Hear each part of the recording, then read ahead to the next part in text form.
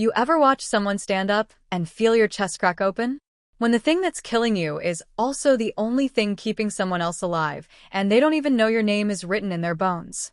I gave Adrian Dune 3 years. Gave him my hands, my knowledge, every hour I had. Gave him something else too, something I never told him about, the kind of gift that doesn't come back once you've given it away. He learned to walk again while I learned what it feels like to disappear in increments too small to notice until suddenly you're unrecognizable. And when I started moving slower, arriving late, when my body finally started showing the bill I'd been paying in secret, he fired me for being unreliable. If you've ever given everything to someone who only saw what you could do, not what it cost you, stay. There are women who understand what it means to be used up quietly. If you're one of them, you're not alone here. The estate sat in the Wyoming foothills like something that had forgotten how to die gracefully. All gray stone and tall windows, the kind of place that announced old power without needing to raise its voice. I stood in the circular driveway that September morning with my medical bag feeling heavier than it should have, watching clouds build over the mountains and wondering if I was about to make the worst decision of my life. His assistant, Lorelei, sharp-eyed and efficient in the way people get when they've spent decades managing the impossible, met me at the door. "He's not optimistic," she said, leading me through hallways that smelled like old wood and older money. "We've tried 17 therapists in the last decade. He fired the last one after 3 sessions." "What happened?" She suggested he accept the wheelchair as permanent. "He doesn't accept anything as permanent except his own existence." She opened the door to what had been converted into a therapy room, parallel bars, resistance equipment, a treatment table positioned near floor-to-ceiling windows overlooking land that stretched toward the bighorns. And sitting in a wheelchair with his back to us, shoulders rigid with the particular tension of someone who'd grown to hate his own body, was Adrian Dune. He turned when we entered. I'd seen pictures, of course. You don't take a case like this without research, but photographs don't capture the way immortality sits in someone's face. He looked maybe 35, dark hair pushed back from features that were handsome in a carved, unforgiving way. But his eyes were older than the mountains outside, older than the building we stood in, older than anything that should still be looking at the world with that much bitterness. "Ms. Zhang." He didn't offer his hand. "I'm told you specialize in nerve rehabilitation." "I do. The curse is 80 years old. A witch's parting gift during a territorial dispute I barely remember the details of anymore. It's degenerative. Progressive. Every vampire physician I've consulted says it's impossible to reverse because curses don't heal, they linger. They burrow. So tell me, what makes you think you can succeed where immortal medicine has failed?" I set my bag down, moved closer. He didn't flinch, but something in his posture shifted. Defensive. Like he'd learned to expect pity and had developed elaborate defenses against it.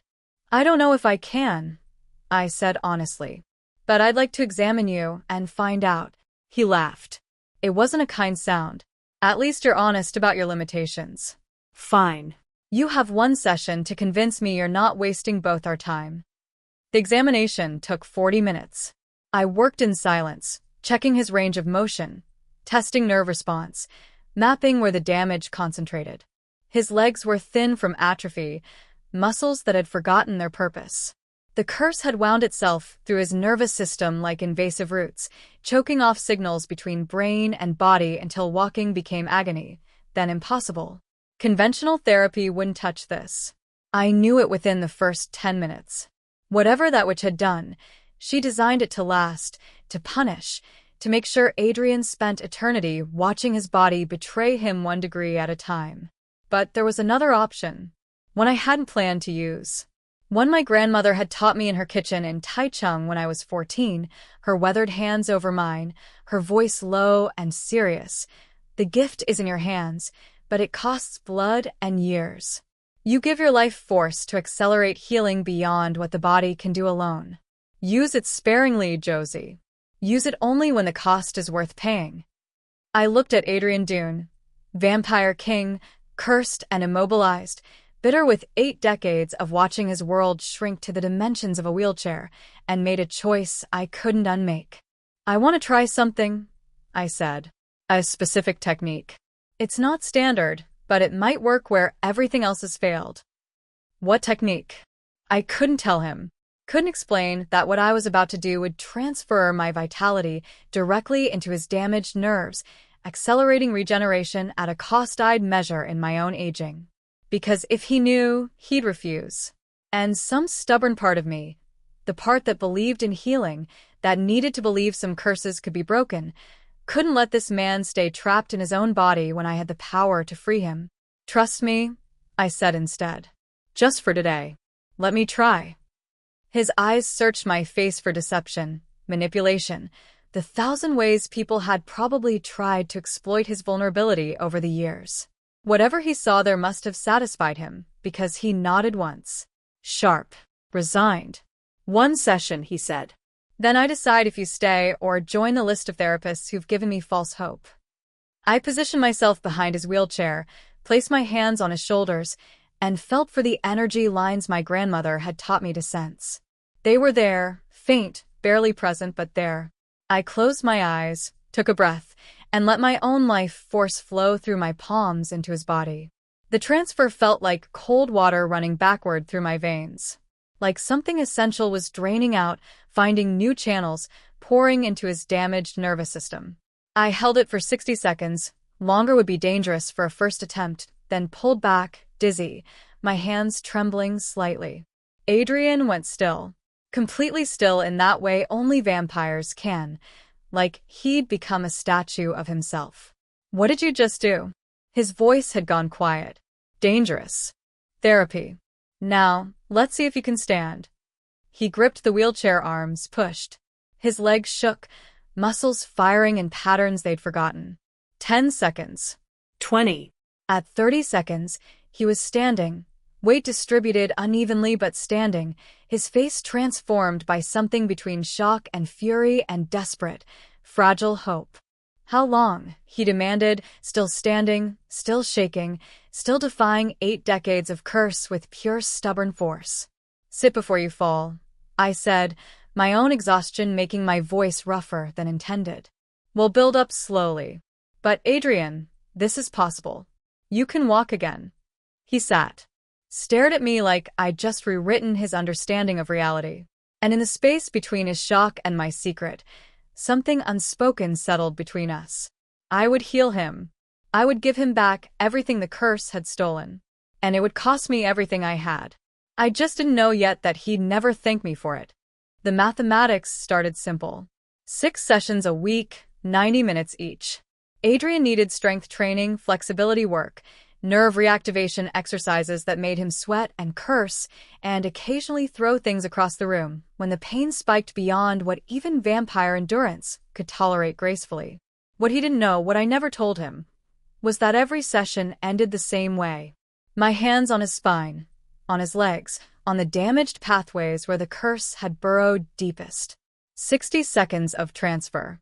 Sometimes 90 when I thought his progress was plateauing.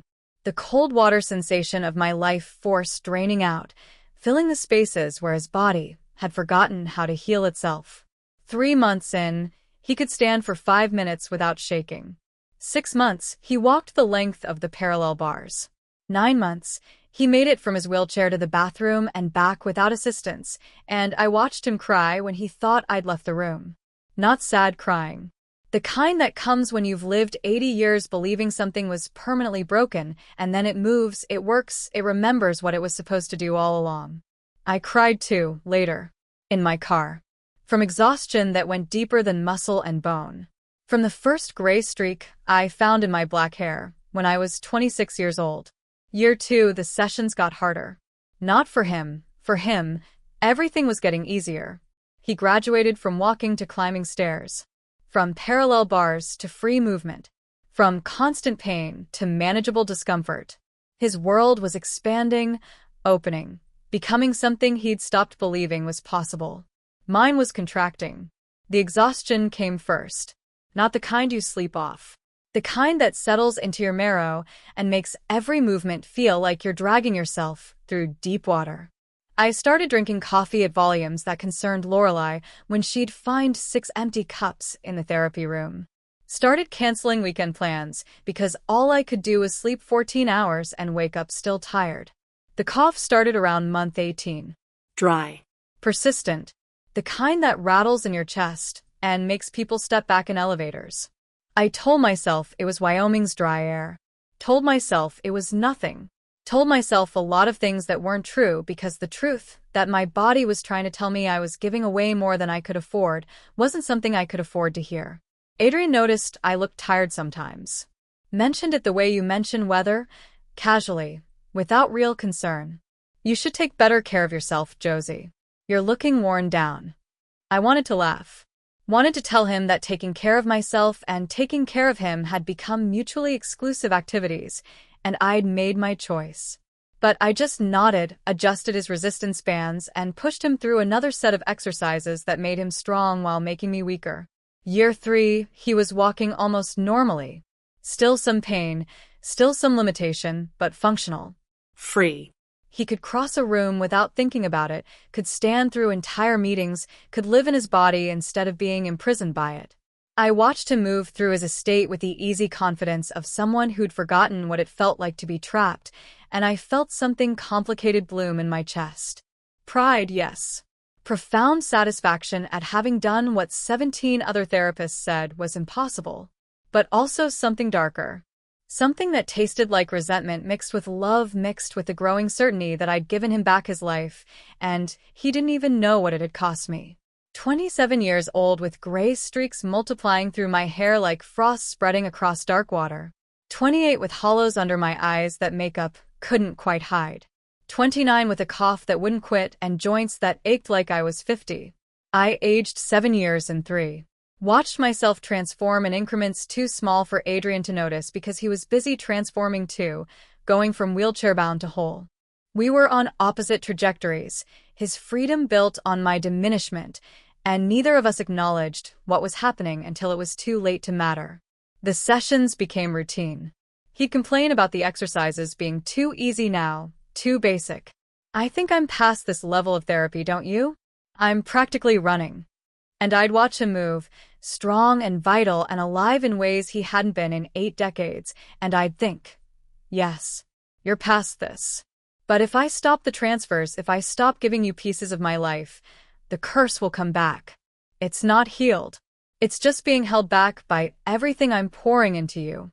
So I'd smile, adjust his routine, push him harder, and then place my hands on his shoulders and drain myself a little more, feeding the invisible fire that kept him functional, kept him free, kept him from ever having to know that his miracle had a price and I was paying it.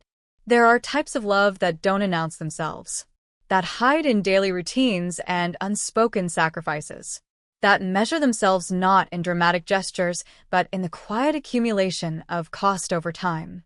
I loved Adrian, doing the way you love something you're building with your own hands, even as you're bleeding from the construction.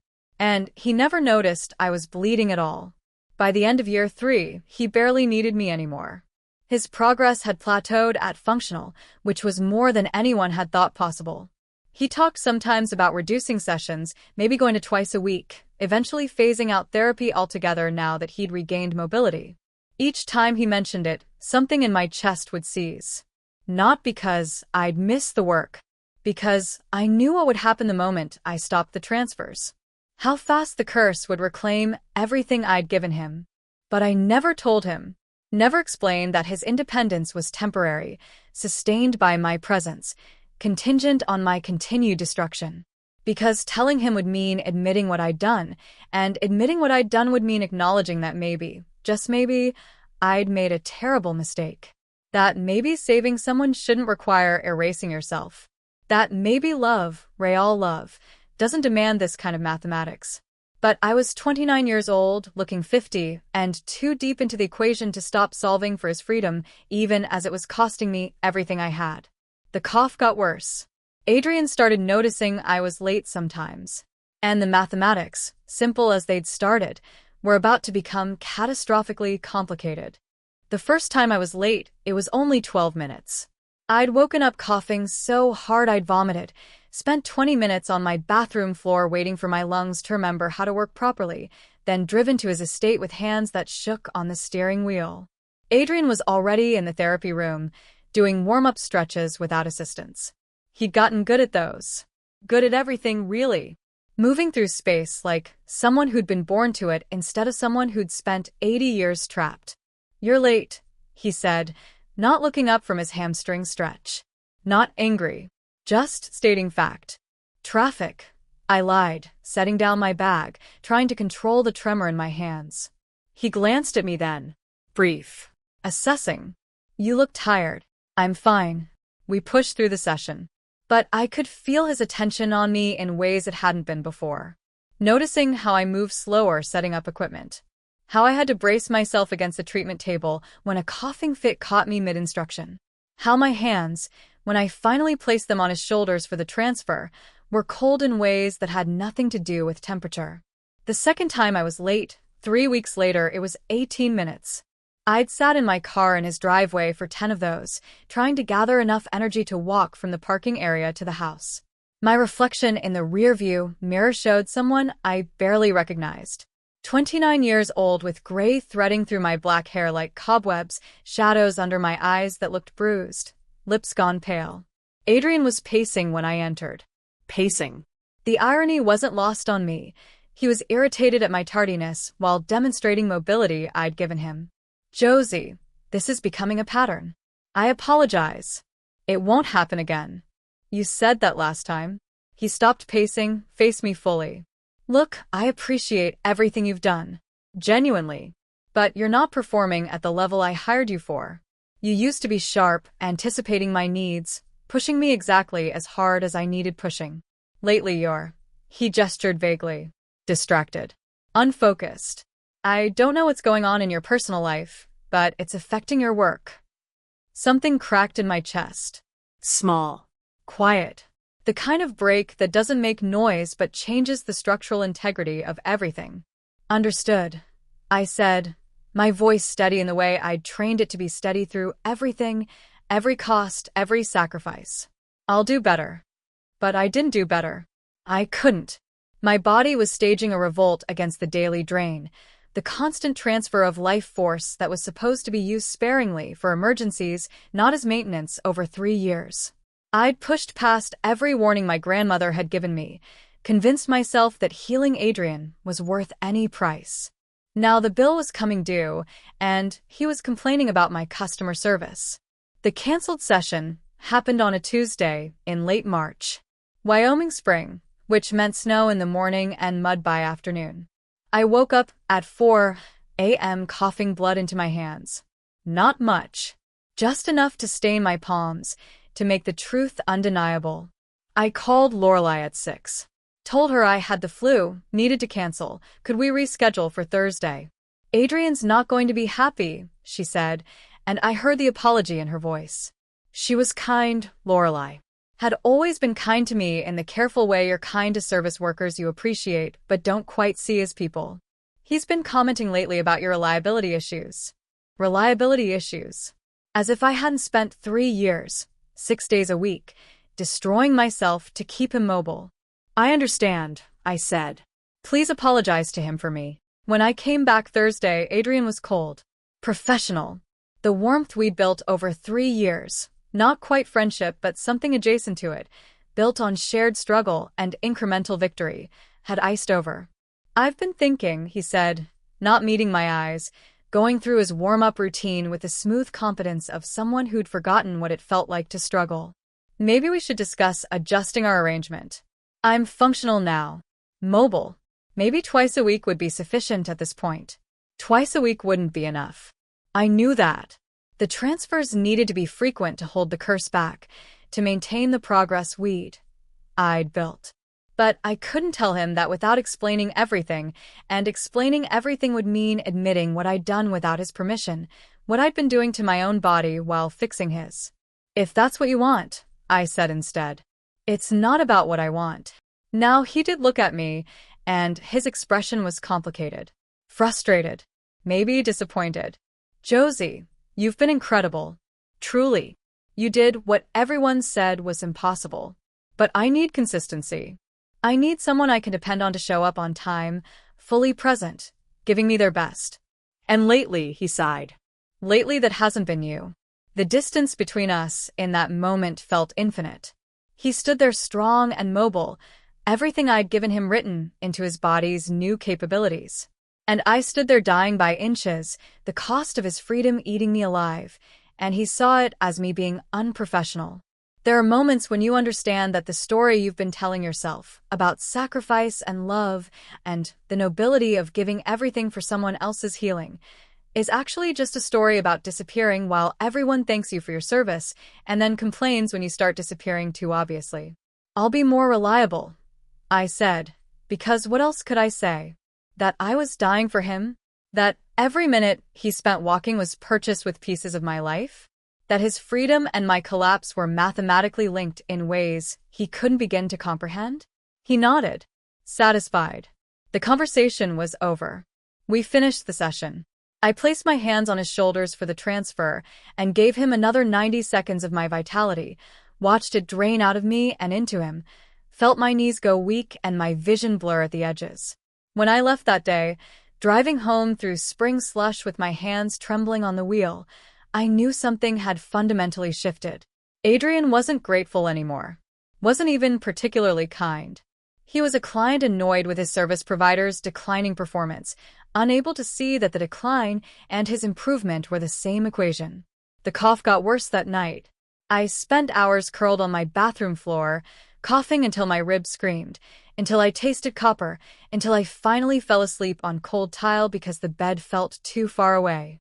And I thought about my grandmother's voice, her warning. Use it sparingly, Josie. Use it only when the cost is worth paying. I'd used it for 3 years. Daily. Extravagantly. Given everything I had to heal a man who was now critiquing my dedication because I'd started arriving late while dying. And the worst part, the part that hurt more than the physical destruction, was that some stubborn part of me still wanted to save him. Still wanted to place my hands on his shoulders tomorrow, and the next day, and the day after that, draining myself to nothing if that's what it took to keep him walking. Because I'd built my whole identity around being the woman who could heal the impossible. And admitting that the cost was too high would mean admitting I'd been wrong from the beginning. So I didn't admit it. I just kept showing up, kept arriving a little later, moving a little slower, coughing a little harder. Kept disappearing while he kept complaining that I wasn't quite invisible enough. I was 20 minutes late on the day he fired me. 20 minutes that felt like 20 years, sitting in my car in the estate driveway, trying to breathe through a coughing fit that left blood on my sleeve. 29 years old, but the woman in the rear-view mirror looked 40, maybe older. Gray streaking through black hair that used to shine. Skin gone sallow. Eyes that had learned what it meant to hollow out from the inside. I'd started keeping makeup in my car. Concealer for the bruised dark circles. Blush to create the illusion of health where health had stopped existing months ago. But that morning my hand shook too badly to apply it properly, so I just sat there, watching the minutes tick past on the dashboard clock, knowing I was late, knowing it would matter, unable to make my body move faster than it was capable of moving. When I finally walked into the therapy room, Adrian was standing by the windows with his back to me. Standing. Easy. Natural. Like he'd been born to it instead of cursed out of it for 8 decades. He turned when he heard the door. The expression on his face wasn't anger exactly. It was something colder. Disappointment mixed with decision. The look of someone who'd already had a conversation with himself and reached a conclusion. 20 minutes, Josie. I know. I'm sorry. You're always sorry lately. He crossed the room toward me. Strong strides, confident, the walk of someone who'd forgotten what it cost him to move that way. And you look, he stopped, seemed to reconsider whatever he was about to say.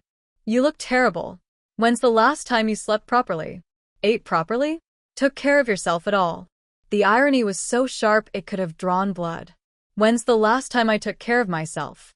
Probably 3 years ago, before I started taking care of you. I'm managing, I said, my voice coming out rougher than intended. The cough was sitting in my chest waiting to escape. I pressed my hand against my sternum, willing it to stay down, to not embarrass me further, to let me keep some dignity in this moment that already felt like losing everything. You're not managing. You're barely functional. He said it like an accusation. Like my deterioration was a personal failing instead of a direct consequence of keeping him mobile. I've been patient, Josie. I've made accommodations for your increasingly erratic schedule, your declining energy, your obvious burnout. But this isn't sustainable. You're not performing at the level I need, and honestly, he paused, ran a hand through his hair with the kind of frustrated gesture people make when they're about to say something they've been rehearsing. I think you need to step away. For your own health. You're clearly burnout. Burnout. Like I'd been working too hard at a normal job instead of literally burning my life force to fuel his recovery. I can do better, I heard myself say, and hated how small my voice sounded. How desperate. I'll be on time. No. Definitive. Final. I need someone reliable. Someone who shows up ready to work, not looking like they're about to collapse. This isn't working anymore, Josie. I think it's best if we part ways. The words landed like stones in still water, ripples spreading out, changing everything, making it impossible to pretend this was temporary or fixable. You're firing me. I'm releasing you from a position that's clearly destroying you. Consider it a favor. He said it gently. Actually believed he was being kind, giving me permission to stop killing myself for him without knowing that's exactly what I'd been doing. I should have told him then. Should have said, Adrian, I've been using an ancient technique to transfer my life force into your body. Every session for 3 years. That's why you can walk. That's why I'm dying. Your freedom is built on my destruction, and you're firing me for being tired. But I didn't say any of that. Because telling him would mean admitting I'd done it without his consent. Would mean acknowledging that maybe I'd been wrong, that maybe love, or whatever this was, shouldn't cost this much. Would mean watching his face transform from frustration to horror to pity, and I couldn't bear his pity more than I could bear his dismissal. So I just nodded. I understand. I'll have Lorelei process your final payment. Full compensation for the month, even though. He gestured vaguely at my lateness, my exhaustion, my complete failure to meet his standards. That's generous, I said, and meant it as sarcasm, but it came out sincere. Even now. Even dying. Still thanking him for basic decency. I packed my equipment in silence. Resistance bands. Massage tools. The specialized braces I'd ordered custom for his sessions. Everything I'd brought here 3 years ago, back when I was 26 and intact and stupid enough to think saving someone else could save me too. Adrian watched me pack from across the room, arms crossed, already looking relieved. Already mentally moving on to whoever he'd hire next, someone more reliable, more professional, more capable of hiding the cost of healing him. For what it's worth, he said as I zipped the last bag closed, you did incredible work. The first 2 years especially. You gave me back something I thought I'd lost forever. I won't forget that. But he would. I knew he would. He'd remember me as the therapist who burned out, who couldn't maintain standards, who needed to be let go for her own good. He'd never know that those first 2 years, the incredible work he was thanking me for, had started the clock on my destruction. I picked up my bags. Stood there one last time in the room where I'd spent 6 days a week for 3 years. The parallel bars where he'd taken his first shaking steps. The treatment table where I'd mapped his progress and hidden my own decline. The windows looking out at Wyoming mountains that had watched me drain myself season after season. Goodbye, Adrian. Take care of yourself, Josie. Seriously. See a doctor. Get some rest. You'll feel better once you have some distance from this. I almost laughed. Almost told him that distance wouldn't save me, that the damage was already done, that I'd given him 3 years of my life and gotten a pink slip in return. Instead, I walked out. Through the hallway with its old wood and older power. Past Lorelei's office, where she looked up with something like sympathy, but didn't say anything. Out to my car in the circular driveway where I'd sat that morning trying to gather enough strength to go inside.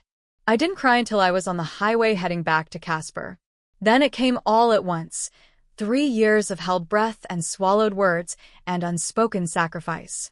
I had to pull over at a rest stop, press my forehead against the steering wheel, and cried until the coughing started, until I was choking on tears and blood and the bitter understanding that I destroyed myself for someone who'd just thanked me for my service and shown me the door. That night I called my doctor. Made an appointment I'd been avoiding for months.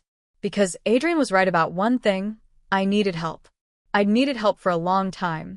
I just didn't know yet that it was already too late. That in 2 weeks his legs would start failing again. In 4 weeks he wouldn't be able to walk. In 6 weeks he'd understand exactly what I'd been doing. And by then I'd be dying in a hospital bed, 29 years old looking 50, with nothing left to give him even if he finally wanted to ask. I lasted 4 days at home before my body made the decision for me. 4 days of telling myself I just needed rest, that being fired was actually a blessing, that now I could finally take care of myself. 4 days of coughing until I saw stars, of waking up with my sheets soaked through, of looking in the mirror and not recognizing the woman staring back. On day 5, I woke up on my bathroom floor with blood on my hands and no memory of how I got there. That's when I called Dr. Patel. That's when I stopped pretending. The intake nurse at Cheyenne Regional took one look at me and bypassed triage entirely. Within an hour, I was in a room with monitors beeping their mechanical concern and 4 threading into veins that had gone thin and fragile, like everything else about me. Dr. Patel came in that evening. She was younger than I expected, with kind eyes that had seen enough medical mysteries to know when something didn't fit conventional patterns. "Ms. Zhang," she said, reviewing my charts with a furrowed brow. "Your blood work is showing multi-organ involvement. Your kidneys, liver, lungs, they're all showing signs of advanced deterioration. The kind of deterioration we'd expect to see in someone decades older or someone who'd been fighting a chronic illness for years. Can you tell me what's been happening?" I could have lied. Should have lied. But I was so tired of hiding, of pretending, of carrying the truth alone. "I've been performing life force transfers," I said quietly. "An old family technique.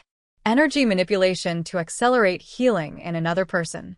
I've been doing it daily for 3 years." She blinked, sat down slowly in the chair beside my bed. To her credit, she didn't dismiss it immediately. "Energy work. Qi transfer. I've heard of these practices, though Western medicine doesn't." She paused, looked at my charts again with new understanding. 3 years of daily transfers would explain the accelerated aging. The organ damage. Your body has been sustaining 2 people's healing processes. "Just one person's healing," I corrected softly. "Mine stopped mattering somewhere around here too." Dr. Patel was quiet for a moment. "Then, how long do I have?" Her honesty was almost a relief. "With aggressive intervention, maybe a few months. Without treatment," she met my eyes, "weeks." "I'm sorry, Josie. This kind of depletion, it's not something we can reverse. Your organs are too damaged. We can make you comfortable, but..." "Weeks," I repeated. The words sat in my chest like a stone. 3 years for Adrian. Weeks for me. The mathematics felt almost fair. "Is there anyone we should contact? Family? The person you were treating?" "No," I said quickly. Too quickly. "No one. I'll handle this alone." She looked like she wanted to argue, but didn't. Just nodded, adjusted my medication orders, and left me in the dim room with only monitors for company. I spent the first week drifting. Time went strange. Hours felt like minutes, minutes stretched into eternities. The morphine helped with the pain but made everything else confused, dreamlike. Sometimes I'd wake up thinking I was late for Adrian's session, would try to get up before remembering I didn't have sessions anymore. Didn't have Adrian anymore. Had nothing except this hospital bed and the steady countdown my body was ticking toward 0. The nurses were kind. They learned I liked the blinds open so I could see Wyoming sky, that I didn't want the TV on, that I needed the morphine adjusted because the standard dose made me too foggy and I wanted to be present for whatever time I had left. "You have visitors," one nurse said on day 8, and my heart jumped before I remembered I'd told them no visitors, no contact, no one who needed to witness this. "I don't. Just your former employer's assistant. She brought your final paycheck. Left it at the desk. Said to tell you." The nurse checked her notes. "Said to tell you that Mr. Dune has been asking about you. Wants to know how you're doing." Something cold settled in my stomach. "What did you tell her?" "HIPAA regulations." Couldn't tell her anything. The nurse smiled sympathetically. But she seemed worried. Said he's been trying to reach you for days. Days. I'd been here 8 days, and Adrian had been trying to reach me, which meant his legs had probably started failing. The pain returning. The curse reclaiming what I'd been holding back for 3 years. Good, some bitter part of me thought. Let him understand what it feels like when your body betrays you. Let him experience what 80 years of that curse would have been like without me. But the bitter part was drowned out by something else. Concern. Worry. The healer in me that couldn't stop caring even when I should, even when he'd fired me, even when I was dying from healing him. If she comes back, I told the nurse slowly, tell her I'm fine. Tell her I'm managing a family emergency out of state. Tell her anything except the truth. Are you sure? If there's someone who cares enough to check on you, I'm sure. But I wasn't. Not really. I lay in that bed after she left, watching Wyoming sky turn from blue to purple to black, and wondered what Adrian was doing. If he was in pain. If he'd figured out yet why his miracle had reversed. If Lorelai had told him, or if he was still blaming the mysterious flare-up that baffled his doctors. By week 2, the pain had settled into something constant. My lungs felt like they were filling with concrete. Each breath was work. Each moment of consciousness took effort I wasn't sure I could keep making. Dr. Patel visited daily, checking my declining vitals with the kind of gentle resignation doctors get when they know they're managing death, not preventing it. Your kidney function is dropping, she said on day 13. We should discuss hospice care. Make sure you're comfortable for whatever time remains. How much time? Days. Maybe a week if we're lucky. She hesitated. Josie, are you sure there's no one we should call? No one who should know. I opened my mouth to say no again. But something stopped me. Some part of me that was so tired of carrying this alone, of dying in a hospital room with only nurses who knew my name, but not my story. There might be someone, I heard myself say. But I don't know if I want him to know. If it would help or just make everything worse. The person you were treating? Yes.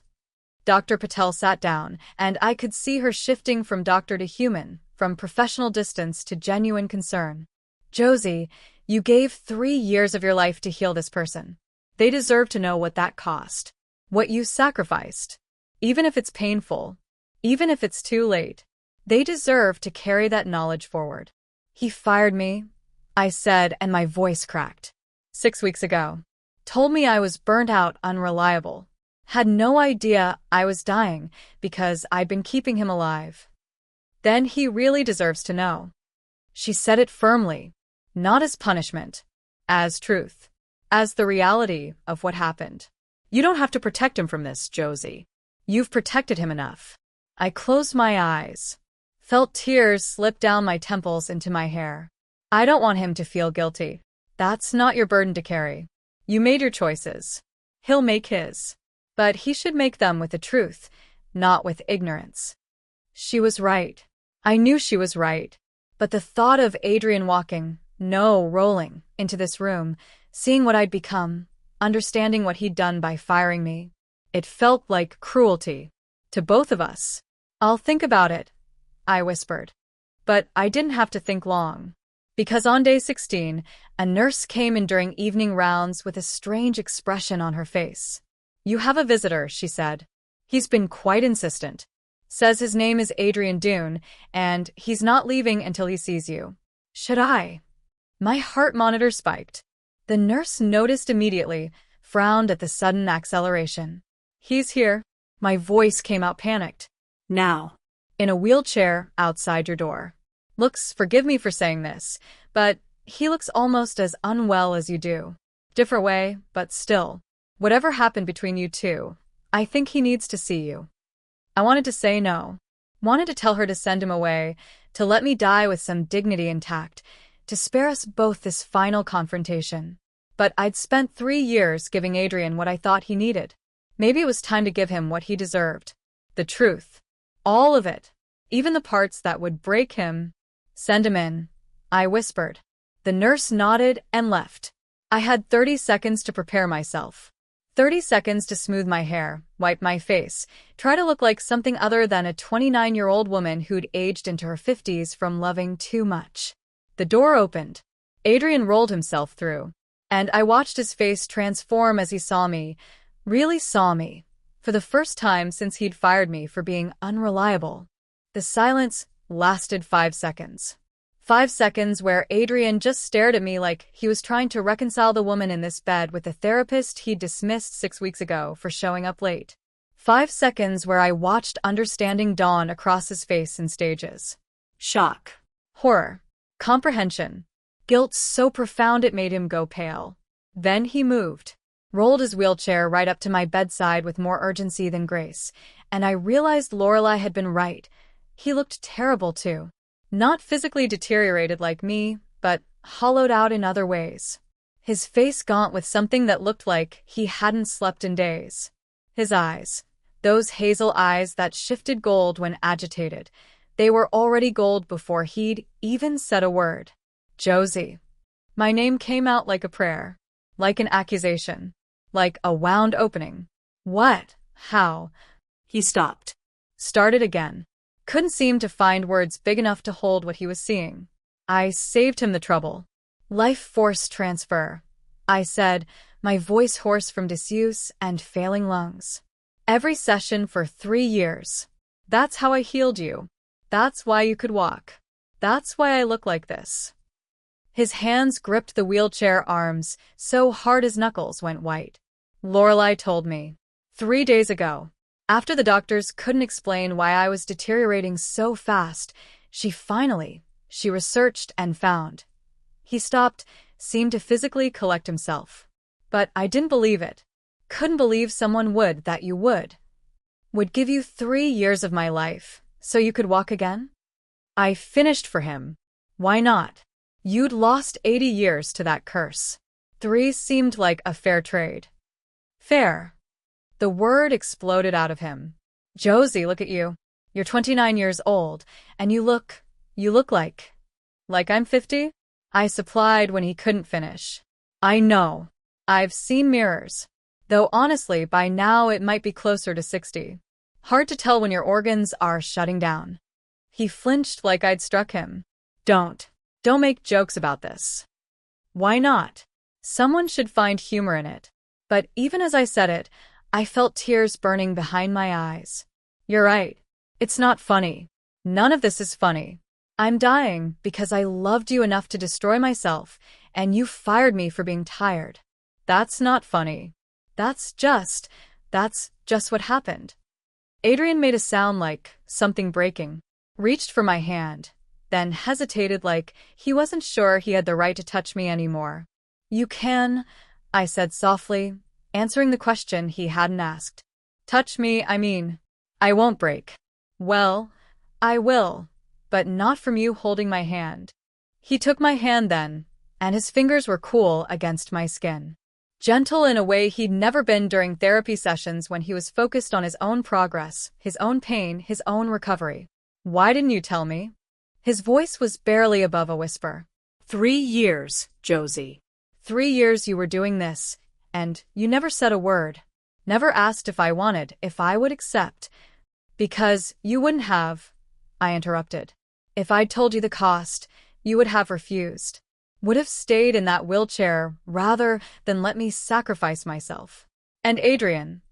I had a pause, gather breath that came harder with each sentence. You deserved to walk. Deserved your freedom. I couldn't let you refuse that because of me. That wasn't your choice to make. It was the only choice I had. My voice came out sharper than intended. You think I didn't know what I was doing? You think my grandmother didn't warn me about the cost when she taught me the technique? I knew, Adrian. From the very first session, I knew every transfer was taking years off my life. And I chose it anyway. Chose you anyway. Because watching you trapped in that wheelchair, knowing I had the power to free you, how could I not use it? He was quiet for a long moment. Just sat there holding my hand, his thumb tracing unconscious circles on my palm. When he finally spoke, his voice was thick. I would have chosen differently. I know. That's why I didn't give you the choice. God, Josie. He pressed his free hand to his face. Do you understand what you're saying? You made the decision to die for me without my knowledge or consent, and you're acting like that was somehow noble instead of. Instead of what? Now I was the one who sounded sharp. Instead of self-destructive? Instead of martyrdom disguised as love? You think I don't know that? You think I haven't spent the last 6 weeks lying in this bed thinking about every choice I made, every session I pushed through, every time I transferred energy when my body was screaming at me to stop? The monitors beeped faster. The oxygen hissed. I was getting agitated, and my failing body didn't have the reserves for agitation. Adrian noticed. I'm sorry. I didn't mean just breathe. Please. Just breathe. I tried, focused on pulling air into lungs that felt like they were filled with wet sand. It took longer than it should have to get my breathing back under control, and by the time I managed it, I was exhausted. How long? Adrian asked when my heart rate had settled. How long do you have? I appreciated that he didn't soften it. Didn't ask how I was feeling, or if there was anything that could be done. Just asked for the truth straight. Dr. Patel says days. Maybe a week. I watched his face crumple. The organ damage is too extensive. My kidneys are failing. Lungs filling with fluid. Liver barely functioning. There's nothing they can do except manage the pain and make sure I'm comfortable for the end. No. Immediate. Certain. No, there has to be something. Specialists. Experimental treatments. I'll pay for anything, everything. Adrian. I squeezed his hand, stopping him. There's nothing. This isn't the kind of damage money can fix. I depleted my life force for 3 years. That's not something that reverses. My body gave everything it had to heal yours, and now there's nothing left. No reserve. No way back. Then he looked desperate. Wild. I'll find someone who can do what you did. Another healer. Someone who can transfer their life force into you, give you back what you gave me. It doesn't work like that. You can't just. I had to stop, cough through the wetness gathering in my lungs. When I could speak again, my voice was weaker. You can't refill a well that's gone completely dry. The technique accelerates healing, but only if there's something to work with. I'm past that point. Have been for weeks. He looked like I'd just sentenced him to death instead of describing my own. So that's it? You're just going to die, and I'm supposed to accept that. You don't have to accept it. You just have to witness it. That's all I'm asking. Don't make me die alone, Adrian. Don't make me spend my last days in this room with only nurses who know my name, but not my story. Stay. Please. Just stay with me. Something in my voice must have reached him because his desperation shifted into something else. Something that looked like surrender mixed with grief, mixed with determination. I'm not leaving, he said, and his voice had gone quiet. Firm. I'm not going anywhere.